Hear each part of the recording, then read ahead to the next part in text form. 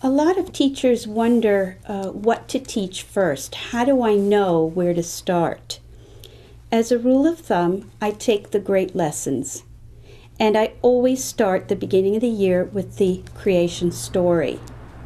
I start with the creation story, and then I go from there. I have an idea of what the subjects are that I'm going to be teaching, but many times a child or children will take me in another direction, and I go with that direction. I have 3 years to complete a curriculum, so I'm not worried if the children are not interested in the rocks that I love so much. They may be more interested in understanding the birth of a star, and so we go with the birth of the star for that month. And then I move forward into the timeline of life. And I do the timeline of life every year. I also do the history of man, the timeline of man, and I do the history of language, and I do the history of math. Those are the great lessons that I do every year. Now, the key lessons and all of the materials and the lessons that go under each one of those great lessons, that all depends on the interest of the children, and it also depends on what I focused on the previous year.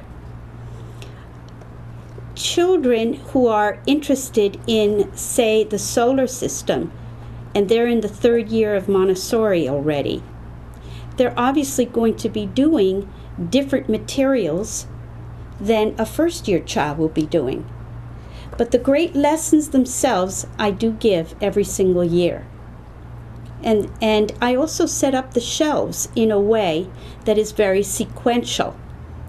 And that way I use the shelves and I use the materials in the way that I have sequenced them, knowing exactly how to plug a child into a certain work.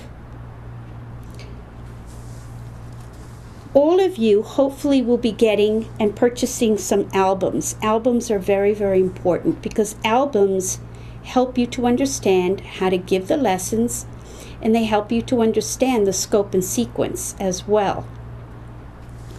For example, the cosmic curriculum, you will probably start with the study of the 4 forces, being the force of gravity, the strong nuclear attraction, the weak nuclear attraction, and electromagnetism.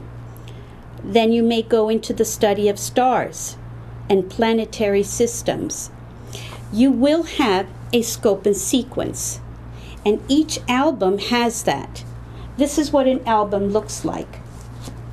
Now, this is a very old album, but this one is Kim Elder's. It's on cosmology, astronomy, matter, and energy. And this is done in a sequential way so that you can start at the beginning and move your way forward.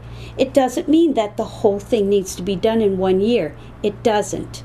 You have 3 years with the children to complete the lessons.